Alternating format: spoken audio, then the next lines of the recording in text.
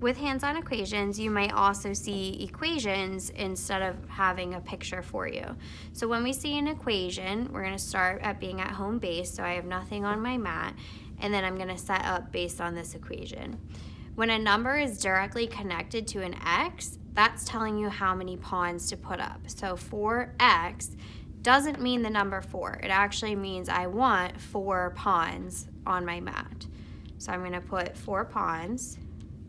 When it's separated by an addition symbol, I'm then going to switch to my cubes. So this is going to be the number 2 that I will put on my mat. The equal sign separates the sides of the scale. So on this side, I have 3x, so that means 3 pawns, and a 9. So I'm going to bring my 9 down. So we learned before that our first legal move is to look at the pawns, or the x's. So from here, I can see that I have a pawn on each side that I can bring down.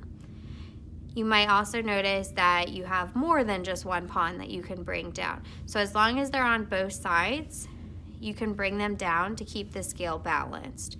So I can do one more. So I brought down 3 pawns or x's on this side and 3 pawns or x's on this side.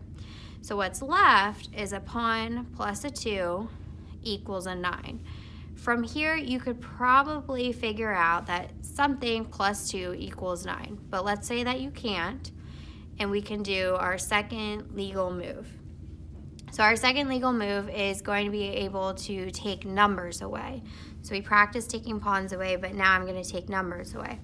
I can take the lower number away, the 2, as long as I take it away from this side as well. So this 9 is not going to be a 9 anymore. 9 minus 2 is 7. So at this point, I'm left with my pawn and my number on this side. So x has to equal 7. So I'm going to write down x equals 7.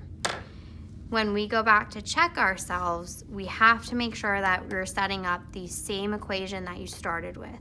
So I'm going to convert this 7 back. It started as a 9.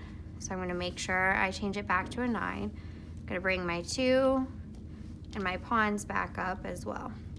So every time you see an X or a blue pawn, I'm going to plug in the number 7. And then I'm going to bring my 2 down and add that in as well.